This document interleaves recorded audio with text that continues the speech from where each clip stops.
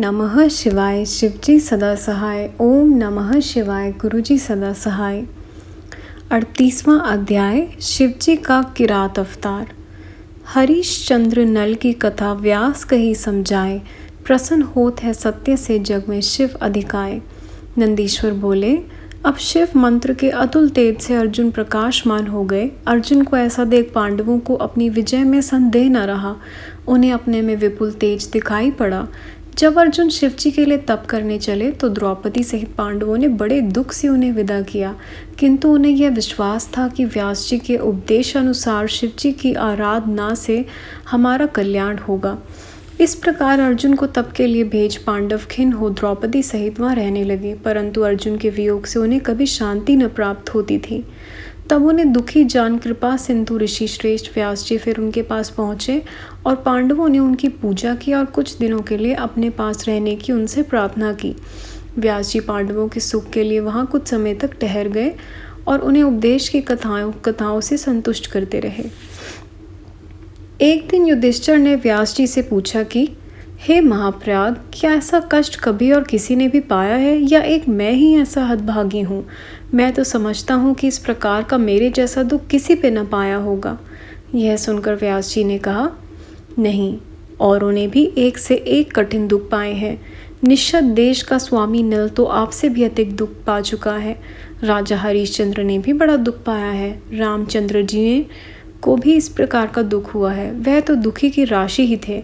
ऐसा कौन है जो शरीर पाकर दुखी न हो? पहले तो माता के गर्भ में जन्म ही दुख का कारण है। बाल्यावस्था भी कष्टकारक ही है। युवावस्था में दुख रूपी कामनाएं सताती ही रहती हैं। फिर वृद्धावस्था में मरण रूप तो महादुख प्राप्त होता है, जिससे मूर्ख मनुष्य बड़ा कष्ट और नरक तक भोगते हैं। अतएव यह सब मिथ्या है। तुम सत्य का आचरण करो। शिवजी सत्य से ही प्रसन्न होते हैं, इसलिए मनुष्य को वही करना चाहिए। इधर तो यह अवस्था थी, उधर अर्जुन मार्ग के अनेक कष्टों को पार करते हुए इंद्रकील पर्वत पर गंगा जी के तट पर पहुँचे। फिर जैसे व्यास जी ने उपदेश दिया था उसके अनुसार उन्होंने अपने विषादी बनाए। फिर इंद्रियों को वश में कर पार्थिव बना शिवजी का ध्यान करने लगे। वह तीनों काल स्नान कर विविध प्रकार शिवोपासन करता।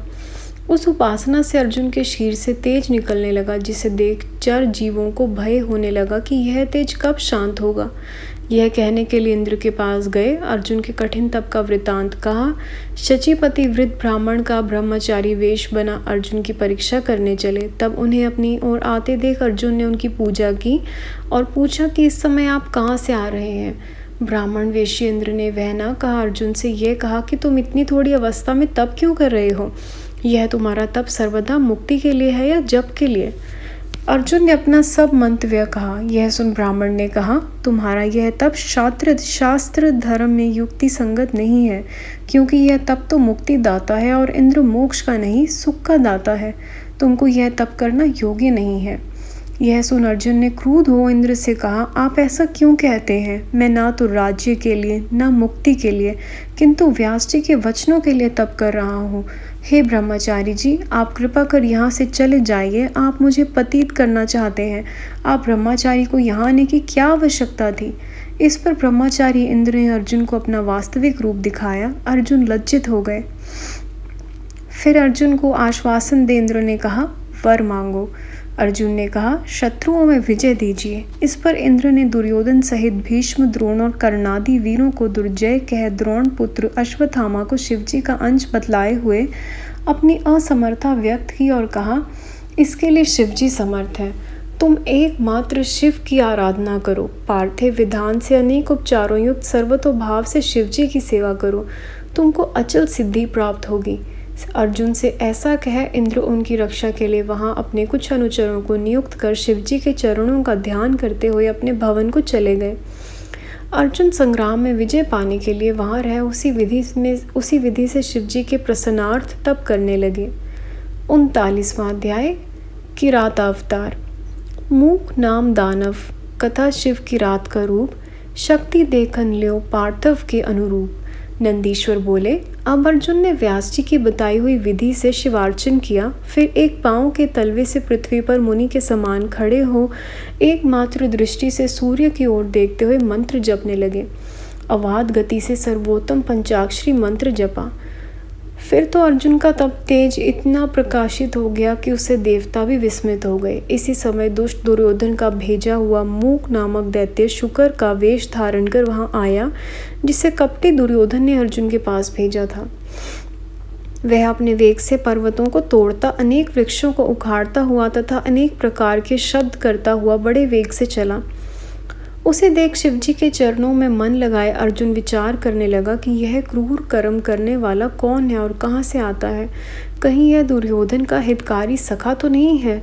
जिसे देखने पर मन व्याकुल हो वही शत्रु है। आचरण ही कुल को कहता है, शरीर भोजन को कहता है, वचन शास्त्र कहता है तथा नेत्र स्नेह को कहते हैं। इस प्रकार के और भी मन ही मन कई विचार निश्चय कर अर्जुन ने वहीं पर बैठे बैठे उस पर बाण चला दिए। उसी समय अर्जुन की रक्षा और उसकी भक्ति की परीक्षा करने के लिए भक्त वत्सल शिवजी अपने गणों सहित वहां आ पहुँचे।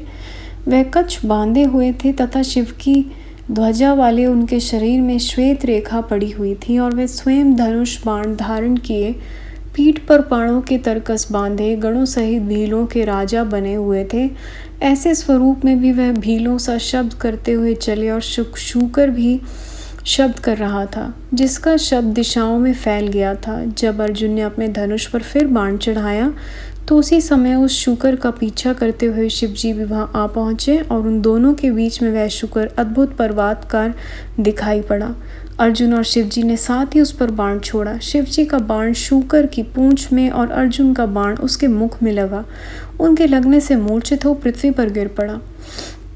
बाण उसके मुख से पार कर पृथ्वी में समा गया और शूकर मर गया।